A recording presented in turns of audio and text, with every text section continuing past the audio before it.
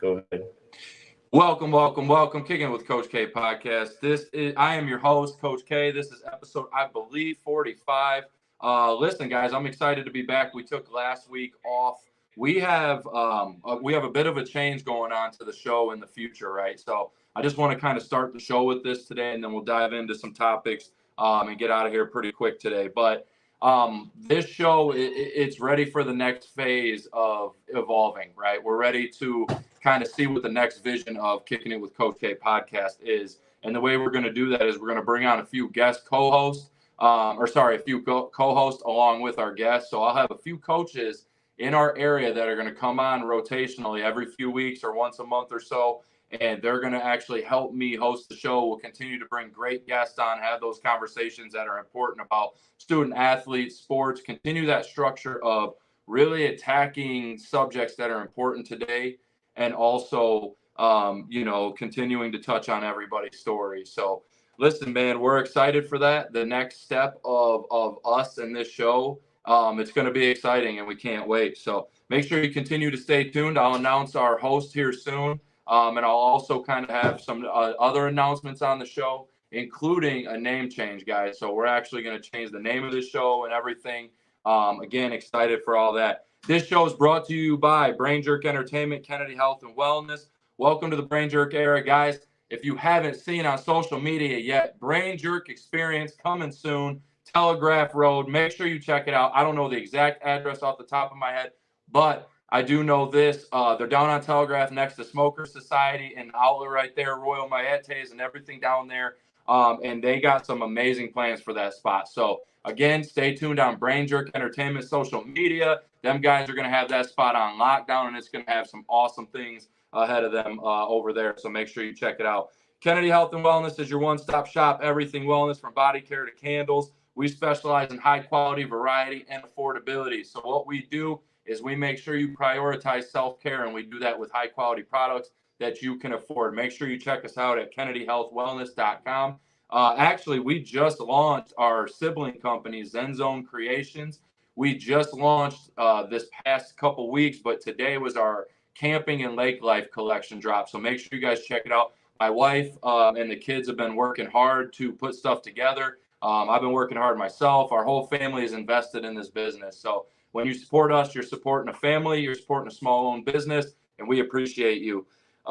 This show is brought to you by Amaya's Fresh Mexican Grill, Little Brown Jug, Lane's Pizzeria, IWR, All Heart Athletics, Monroe County Sports Network, 1817 CrossFit Joyology, 8 Mile Vodka, Backroad Baggers, Smoker Society, Spooky Films, Nerdy Designs, and Evolve Coaching Clinics.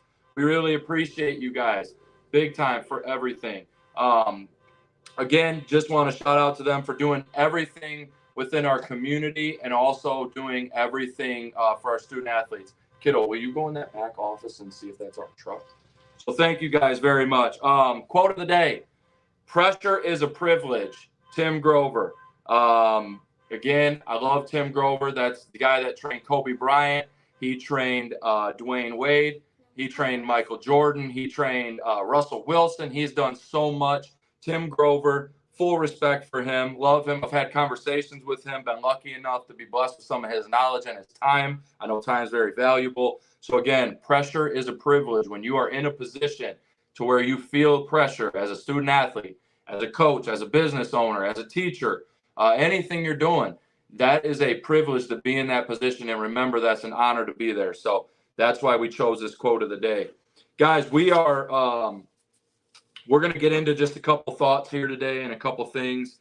And just based on basketball right now, we got the NBA playoffs. We got the NFL draft that just happened in Detroit, of course. A lot of NIL and transfer portal effects going on and things, and just a lot shaking out right now. So I like to do these episodes every once in a while where I come on, get some of my thoughts out there, just because stuff that's really on my mind. And then what that does, right, is it usually bubbles up some conversation, some debate, and then we're able to have healthy conversations about things and come to a middle ground or understand each other or learn different things, right? So it's an amazing kind of way to go about things. So before I go into that, though, I do want to announce one more thing. We just announced all of our sponsors for Evolve Coaching Clinics. That's on March 21st and 22nd. at the Quality Inn here in Monroe. Shout out to everybody that sponsored that. And guys, I got guest speakers coming out this week. I'll be announcing all of our guest speakers and then our flyer and all that fun stuff this week as well. So make sure you stay tuned. Coaches, ADs of any level, tap in. We'd love to see you there. So, guys, let's talk. So first thing I want to talk about today is the state of basketball, right? The NBA playoffs just started. I'm not a big NBA guy. I don't watch a lot of NBA basketball. I watch a lot of college sports. Same goes with the NFL. I don't watch a lot of NFL. I watch a lot of college sports, but I do keep up and I do tend to tune in as much as I can. You know, I don't make it a priority, but if it's there, I do watch. I'm going to tell you this. I watched the first several games of these first round matchups, and I may get pushback for this, but I also know there's a handful that agree with me on this as well. But basketball, to me, especially men's basketball, it's crazy because we talk on the show over and over again with different coaches about how women's basketball is getting strong, it's growing, we love it. But it feels like men's basketball to me is like watered down, like the quality of it's getting bad. It's a lot of bad defense. It's a lot of high scoring games. It's a lot of 3-pointers chucked up. Like it's just, and the NBA, I think we're starting to see this weird transition where like the old vets are starting to be out of their primes and out of the game and not at the top anymore. And the young guys are kind of taking over and we're in this weird meshed range right now. And the quality of the NBA right now, for me at least, it's been kind of hard to watch, to be transparent. You know, you're watching, again, and I don't want to take anything away from the guys like Anthony Edwards, right, who's doing his thing, and some of these young guys who are really balling out as that new kind of generation of hoopers takes over, and it's more of an offensive-oriented game. I get it. You know, same in football today, obviously. But at the same time, it really feels like the game itself has come a little bit kind of watered down to a degree. And it feels like from a competitive standpoint, right? We just had LeBron James sitting on a podium, and I'm going to call him out for it all day, talking about this is just a game, it's just basketball. And I understand some people are going to come and say, well, coach, it is, and da-da-da-da-da, there's bigger things in the world. But when you are supposed to be the greatest at something, right, you're supposed to lead by example. Everybody looks to that man to lead by example. And so when your biggest face of your league, your biggest leader is saying that it's just basketball, it's not really important, you're man, the competitive feeling, right, among the league, it starts to fade, right? Because it's just like, well, the top players ain't really competitive. They're sitting out, 3-4 nights a week. They're taking load management games. They're not showing up for hard-earned fans when they pay their money. Like, it's all this stuff, right? And so now it's really translated to the game of basketball, especially in the NBA. It's watered this game down. I thought college was still decent. I thought it was offensive oriented, right? You've seen the kid from Oakland hit all the threes on Kentucky, and you've seen high scoring games over and over again and all this different stuff. But I felt like it was competitive. You had D2, D3 transfers that were leading teams in huge upsets. You had, you just had all these different things that were going on, and it felt competitive yet very offensive oriented. And I think that's important, just to say, the college game, I don't know if it's quite as watered down. I think in collegiate athletics, you'll always have some kind of level of competitive nature. But in the pros, man, the NBA playoffs to me have been absolutely terrible. And I know that sounds super negative. I know it sounds bad. And I know a lot of people are still going to watch them, but the NBA playoffs have been brutal. And I hope at some point we can get back to the type of basketball where guys had pride, where people played tough, where there was defense, where there was grit, where we gave just as much credit to a guy who had 15 rebounds as a guy who maybe hit 10 threes. Hey, Coach, if you want that, watch the NHL playoffs. Man, see, but hockey, bro, the more I watch hockey, like every sport to me has watered down a bit, but there's a few of them that have still held on as hard as they can, right? Like UFC is not really watered down. Mm-hmm. Like UFC has kept their hockey starting to a bit, but they're like football to me and basketball are getting so far ahead of it. It's like, man, I don't know. Maybe it's me, but I watched the playoffs and it was bad, man. Bad. For the NBA, bad. You know who's going to win already. Right. There isn't very much variable in there. And that's how number one's been. Going to beat number 8. Number 6 is going to lose to number 3. You know it already. Facts. The NHL, only one. Anything is happening. That's also every real. Single game is different. You think that's part of it too? Why it's the products just. Then maybe that's why college basketball is so good too, right? Because college basketball, dude, the 15 has beat the 2. Like it's happened. Plus in basketball, in the NBA, you're allowed to take 4 or 5 steps nowadays. And yeah, the game is water. That's the defensive takes an hour thing. To get done with the last 5 minutes of the game. And then if you get tapped, it's a foul. Anything's a foul. That's why, man, it's really hard for me to watch the NBA. Like, I tried to watch the Lakers and the Nuggets. Go to the NHL. And it was brutal. I was like, this is the worst. NHL playoffs. Worst product. And people, I'm telling you, I know I'm going to get like, you're negative as hell. But like, bro, the NBA might be the worst product in all of sports. Like all the major sports, all the pro sports, it's got to be the worst product. To be honest, Coach, I don't watch it. I've tried, man. I can't. I watched lacrosse before I watched NBA. I will in a heartbeat. Dude, people know that I'm not really a huge fan of like. So I'm a baseball guy, but I'm not like a big fan. But man, I would watch any sport, baseball, anything in a heartbeat over the NBA product. That's bad. So NBA, get your shit together. Start playing defense again. Start getting competitive. Let's have the guys at the top. Like I said, the dudes at the top. How about the Lucas, man, and even LeBrons? And how about you guys get that edge back, that mean edge demeanor, right? Where it's do or die, and this is my life. I live for this shit. I'm gonna beat you tonight. Like we need that type of NBA back. It's been quite some years since we had it. And that's just, man, how I feel about the state of basketball. Again, not to be repetitive, but we talked on the show. I love where women's basketball is going. I kind of feel like they're evolving into like an all-around better product than the men's, and it's like it should both be good products. That's how it should be. But it feels like where they're falling off, the women are picking up almost. Like they're getting strong, bro. It's like they have inside presence, they have defense, they have girls that are super competitive. Like in our league, it seems like it's kind of, I don't know, man. I'll agree with you. Only I'm sick of hearing about the pay gap, air quotes. If they want to be paid millions of dollars, bring millions of dollars of revenue, you have to. Don't hold. The NBA is holding the WNBA afloat. Right. Now they're a sister company. Shut the argument up. NBA because the WNBA doesn't make as much money.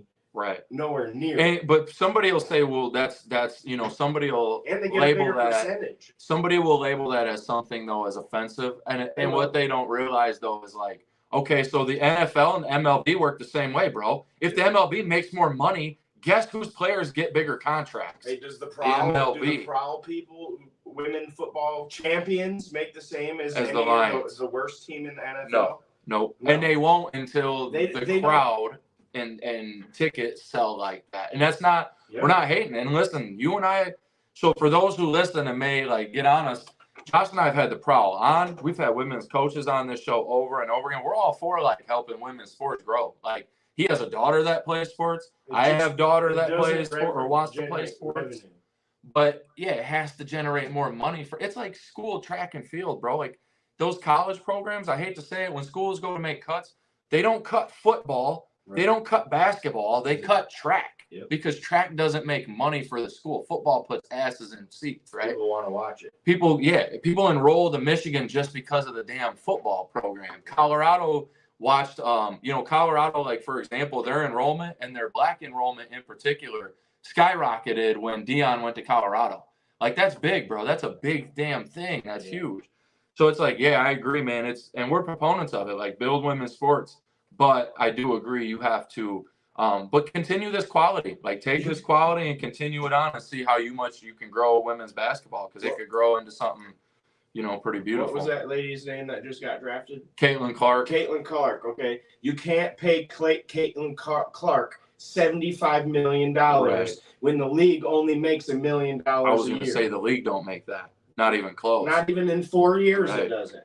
Now my hope for them is that like Caitlin Clark brings people to the seats, right? Yes. My hope is that like you start, and I don't know if they'll reach the NBA level, but your hope is that like they just close the gap some, make it a little bit more, not even close the gap, but just make things more fair on them. They don't sell tickets. You got to sell tickets and jerseys. You want to know a crazy take, bro? And people are gonna hate this.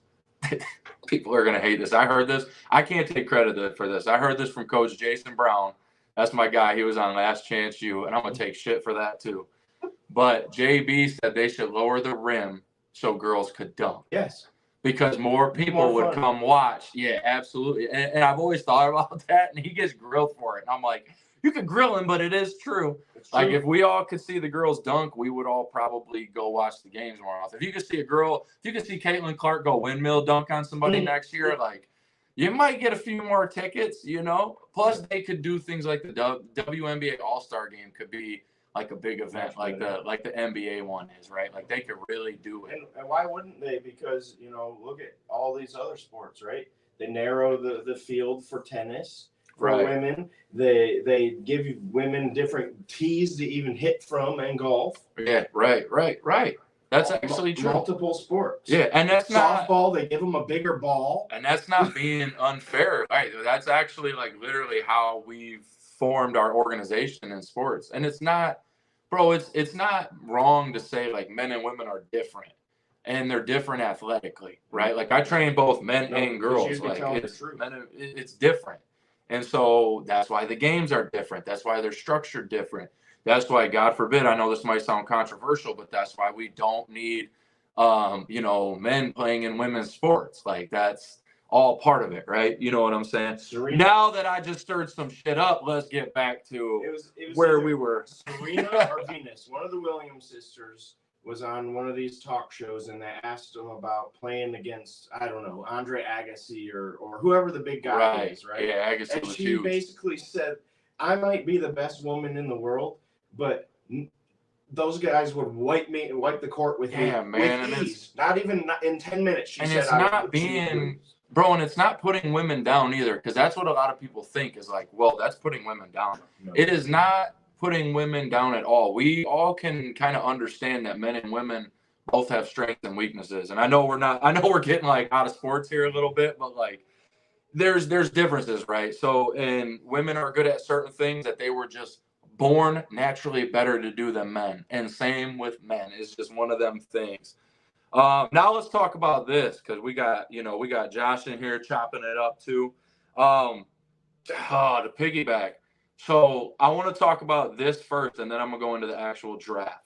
Way to go, Detroit. Detroit officially does football better than anyone.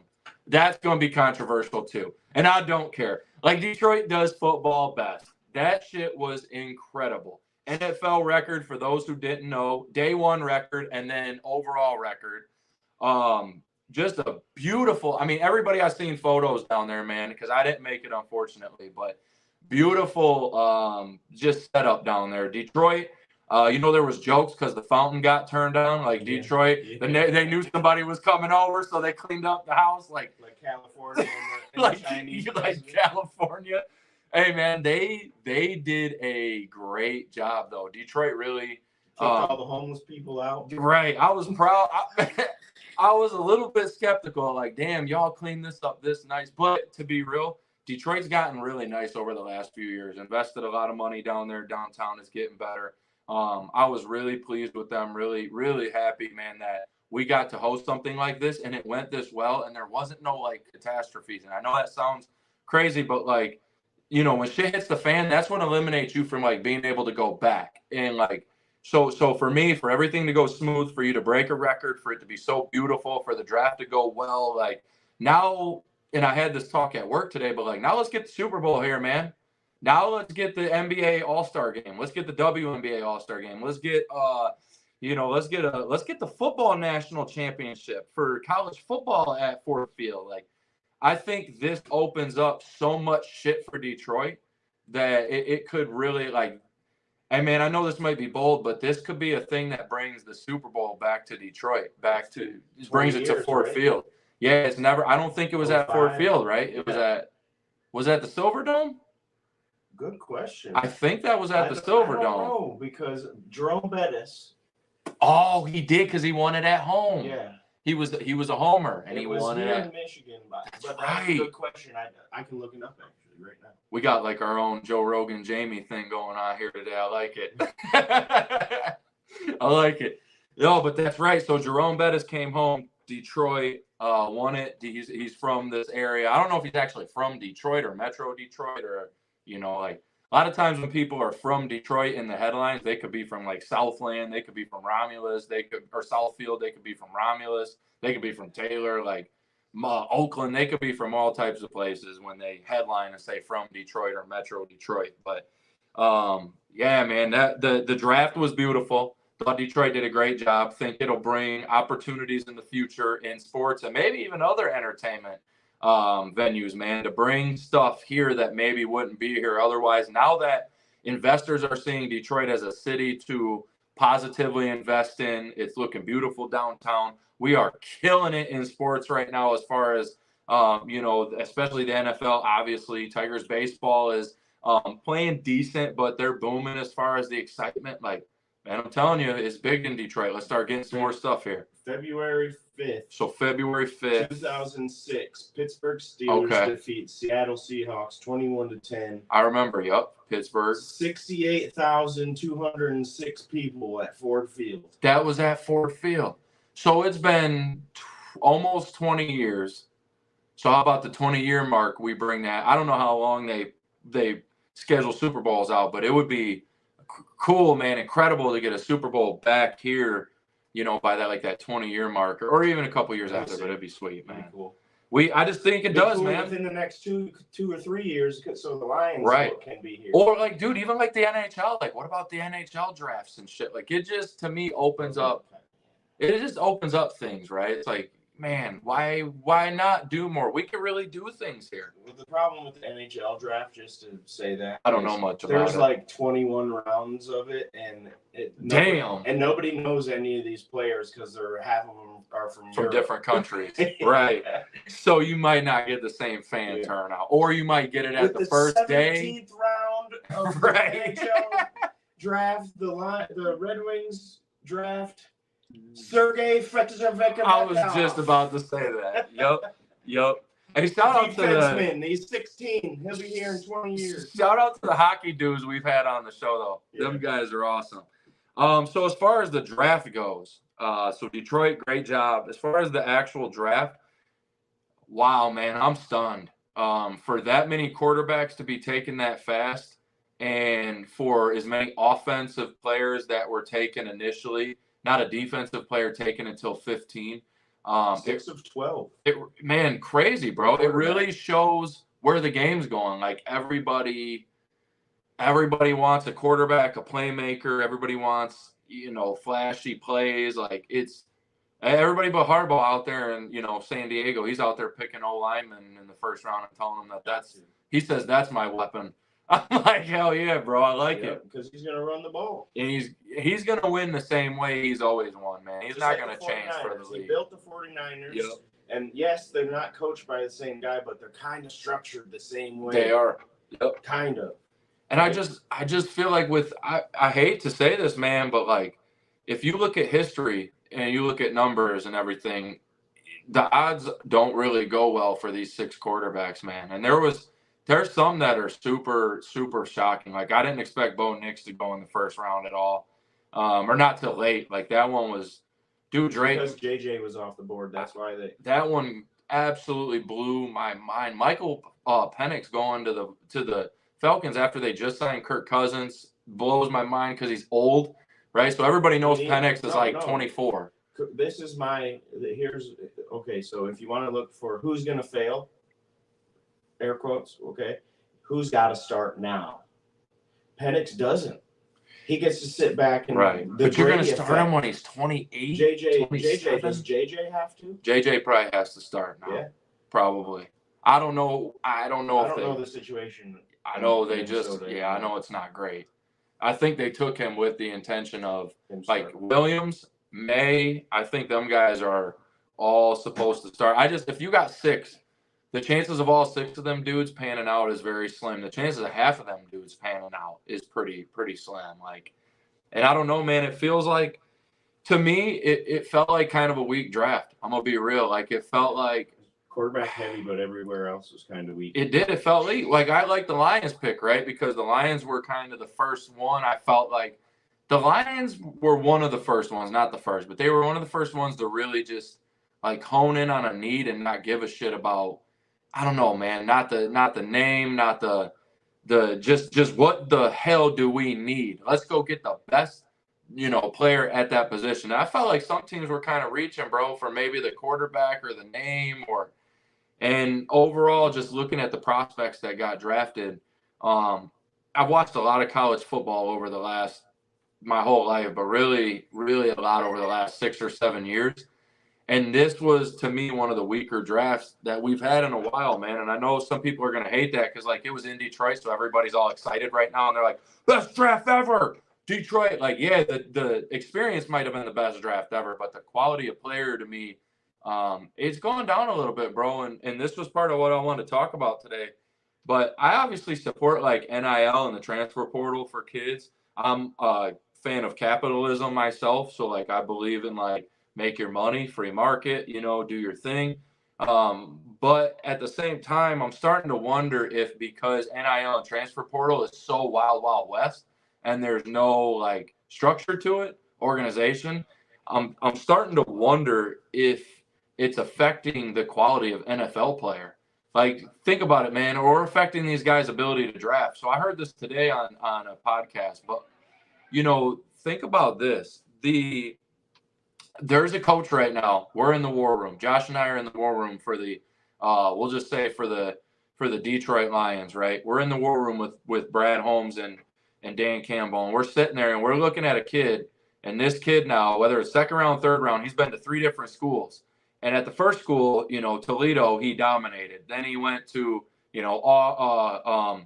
Purdue and he played okay. And then he went to Auburn and he struggled. We don't really even know, like, is this kid dominant? Is he okay? Like, now we're struggling to put the pieces together. Or you start wondering, like, why should I draft this guy? Why has he had 3 different schools in 4 years or 3 years? Like, why does he keep leaving everywhere that he goes? Right. So those are real concerns, I think. And I think that stuff's starting to come up to the NFL draft. So I actually think that's why the quality of player and the draft choices themselves are kind of getting shocking to us. Because I don't know if everybody actually knows who the hell to draft anymore or how to draft. I think it's getting hard with the transfer portal and NIL and that. And again, I'm not saying NIL and transfer portal shouldn't be here. All I'm saying is that we should have some kind of structure, organization that says this is how things go, instead of it just kind of being like anything goes. So, kids transferring 3 times in 3 years to me is not healthy. That's not good for a student athlete to put them in that many different environments, to kind of teach them to run when things don't work out or they don't get to start. That's just not a healthy thing to me, man, to let kids transfer that many times. So for me, we got to find some kind of middle ground. And I think that eventually will also help the NFL product get better. And that's just my opinion. Again, anybody who kind of wants to talk about the NIL transfer portal thing, I'd love to have that conversation as well. But, to me, I think it's something student athletes really got to pay attention to that. You really got to know everything, know where you're going, know where you're at, know the grass isn't always greener, make decisions for all the reasons, not just one reason. Make it for all the reasons. That's what my best advice I could give to student athletes is you've got to look at location. You got to look at the school. You got to look at the degree you're going to get. You got to look at the type of programs. You got to look at the everything, man. You got to look at everything that goes into it. Make that decision. It can't just be NIL or just a quick decision because hell, I can jump in the transfer portal a week later.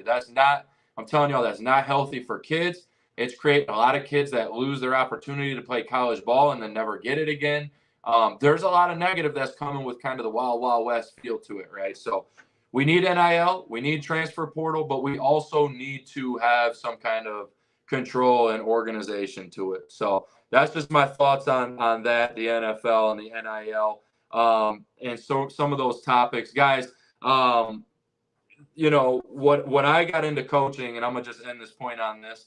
I got into coaching to to help kids develop through these vessels of sports. Like, sports are a vessel, right? And I got into coaching to help these kids understand how to use this vessel to become better people.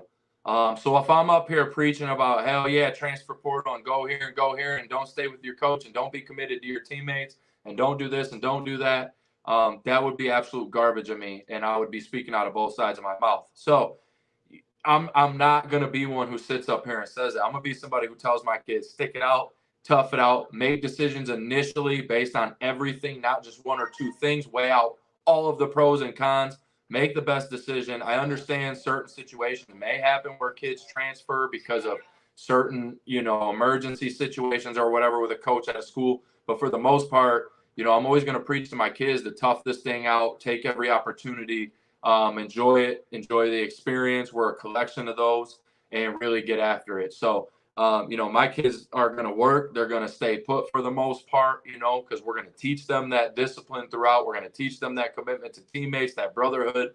We're going to teach them not to quit on people or situations when it gets tough. We're going to teach those things. So, again, there's a place for NIL and transfer portal. I think NILs especially is great. I think kids should get paid for their name, image, and likeness. Love it. I just think we need some kind of organization on both of them, especially the transfer portal. Guys, let's talk about our athletes of the week. So Monroe County Student Athletes of the Week, Jackson McMillican. Ida Baseball. I am sorry, Jackson, for mispronouncing that. Jackson Milliken, Ida Baseball. He threw a no-hitter with 16 strikeouts. Hot damn, man, that's ridiculous. Every time I come on the show and I do the student athlete, I really like to find people that set records, stand out, did something crazy in the stat line, just something out of the ordinary, right? No hitter, 16 strikeouts. Congratulations, Jackson. You did it this week. And good job, man. Congratulations to you. Beth Sweeney, Mason Girls Track and Field. I've heard around the school, being at weightlifting and whatnot, I've heard this girl's a beast in athletics, and she killed it this week in track and field. First in both both hurdle races, the high jump, and ran in a relay that took second. So she was out there all day getting to work. Good job, Beth. Great job. And again, congratulations. Those are our athletes of the week. Honorable mention, Rayanne Drummond, airport softball. So she went 4 for 4, 3 home runs and a win versus Flat Rock. And then on Saturday, she set the school record for career extra base hits. So again, I like record breakers. She broke a record this week, 4 for 4, 3 home runs and a win versus Flat Rock. Not too shabby as well. Great job, Rayanne Drummond. You are honorable mention athlete of the week. On this day in sports, check this one out. I got one for you all today. 1887. In 1887, we had our first motor race in the world. It was in Europe. So first time we ever raced with a motor on a vessel, on a vehicle, whatever you want to call it. 1887. That was over in Europe. 1930 was our first organized baseball game played at night. So baseball had been played for I don't know how many years before that, but obviously it was all day games. In 1930, we decided to turn the light on and get some games at night. It happened in Kansas. And then one more shout out I just want to give today. Some people love him, some people hate him, but today is John Daly's birthday. So happy birthday to the legendary golfer, John Daly. He's a legend in the game. And so happy birthday to John Daly. And I don't know if he just played in the most recent Masters or not, but if he did, congratulations on another year on the golf course, sir. So, guys, we will be back on Tuesdays moving forward. We are off this coming Tuesday, but the following Tuesday on May 7th, we welcome Jalen Culver from Siena Heights Wrestling, a former student athlete of mine at Romulus. He's going to join us for a great podcast. He's going to talk about what it was like playing for Coach Kennedy and us at Romulus and what his experience has been like at Siena Heights. So appreciate you guys for tuning in. We will see you guys Tuesday, May 7th at 7 p.m. Thank you.